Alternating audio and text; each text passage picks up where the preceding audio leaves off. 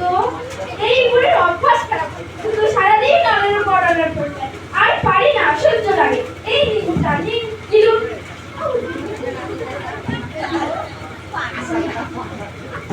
কি গো, কাকটা যে ভেঙে ফেললে? নার্ভাস হয়ে গেছি, তাই হাতটা দিয়ে পড়ে ভেঙেই গেল। হাতে জোর দিয়ে তো চাকর ছেড়ে দিন, ঘরের কাজ করে আমি আপনার কাজ করতে পারবো না। আল্লাহ, তুমি আমাকে কেন বাঁচিয়ে রেখেছো? বৌমা, রোজ কটু কথা শুনতে আমার ভালো লাগে না। আল্লাহ, তুমি আমাকে নিজের কাছে ডেকে নাও এবং এই কষ্ট থেকে মুক্তি দাও। বুড়িদের প্রত্যেক দিনের নাটক থেকে কবে যে বাঁচবো জানি না।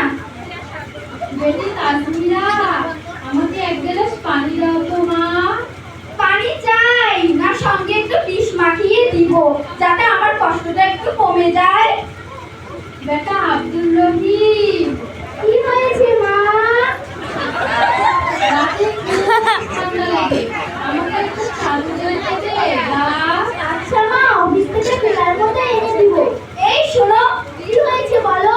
তোমার আমার বয়স হয়েছে, আজ রাতে কাল টপকে যাবে। নতুন বউ তো নাই যে নতুন চাদর এনে দিতে হবে। এটা কি বলছো? মা তো সামান্য তো চাদর চেয়েছে। চুপ করো। আচ্ছা এইসব সব মিলিয়ে আমরা ভিজে হয়েছি। আমার ছেলে মেয়েদের ভবিষ্যৎ আছে। এই পুরুষ জন্য যদি টাকা পয়সা অর্জনের ইচ্ছা থাকে, তুমি আমাকে আমার বাপের বাড়িতে রেখে এসো। আচ্ছা ওমা, কই দাও তো দেখি পুরাতন চাদরটা বের করে দাও। নাও। দাদি দাদি, চাদরটা আমাকে দিয়ে দাও। এই চাদর। দাদি দাদি, চাদরটা আমাকে দিয়ে দাও। তুমি এটা নিয়ে কি করবে? আমি এটা নিয়ে দু টুকরো করবো, এক টুকরো আমার আর এক টুকরো তোমার। আল্লাহ, বেটাকে 10 মাস 10 দিন গর্ভে ধারণ করেছিলাম। কত রাত না ঘুমিয়ে না খেয়ে বেটাকে মানুষ করেছিলাম। সেই বেটা আজ বৌমার কথা শুনে আমাকে একটা পুরাতন চাদর দিল। সেই চাদরকে আবার দাদু ভাই দু টুকরো করলো। বাবুটা ছাড়ো, ওটা তোমার দাদিমাকে দিয়ে দাও। সরে যাও, আমাকে দু টুকরো করতে দাও। তুমি যখন বুড়ি হবে আমি এটা তোমাকে দিতে পারবো। বিটা মারু, তুই এটা আমাকে বলতে পারলি? তুই এটা আমার সঙ্গে বলতে পারলি?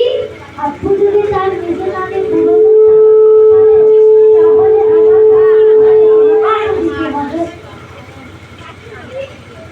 বেটি, ও বেটি, বেটি, কি হয়েছে মা? তুমি এইভাবে ছুটে আসছো? তোমায় আর কি বলবো মা, তোমার ভাবি আমাকে ঘর থেকে বের করে দিয়েছে। কি বলছো? ভাই কিছু বলেনি? তোমার ভাই আর কি বলবে মা? তোমার তোমার সে তো তার বউরে গোলাম হয়ে গেছে। ও শুধু ওর বউরে কথা শুনে, আমার কোনোই কথা শুনে না। আমায় বলো, কেন ওই শাকচুন্নি তোমায় ঘর থেকে বের করে দিয়েছে? কথাটা তেমন নয়, ঠান্ডায় সর্দি কাশি হয়েছে, শরীরটা তেমন ভালো নেই, তাই তোমার ভাইকে বলেছিলাম একটা চাদর এনে দিতে। ব্যাস, এতটুকু কথার জন্য তোমার ভাবি চেঁচামেচি করে আমাকে ঘর থেকে বের করে দিয়েছে। দাদা তার বইয়ের জন্য প্রতি মাসে কেবল লাইনের 250 টাকা খরচ করে এবং মোবাইল রিচার্জের 250 টাকা খরচ করে, আর নিজের বুড়ি মাটার জন্য একটা চাদর এনে দিতে পারলো না। এত কষ্ট করে মানুষ করে তার এই প্রতিদান দিল। তাজমিরা, তুমি এটা কি বলছো তোমার ভাইয়ের নামে? ও, তোমার মাটা মা আর আমার মাটাকে তুমি পুতুল বানিয়ে রেখেছো। ফেরার পথে 200 টাকা শাড়ি এনে দেই বলে বাড়ির মাথায় করে তোলো, অথচ টিভির জন্য 350 টাকা, ফোনের জন্য 300 টাকা আর স্কুল ড্রেসের জন্য 2000 টাকা, সব মিলিয়ে মোট 2650 টাকা অতিরিক্ত খরচ করি, যা আমার একদিনের জন্য কাজে আসে না।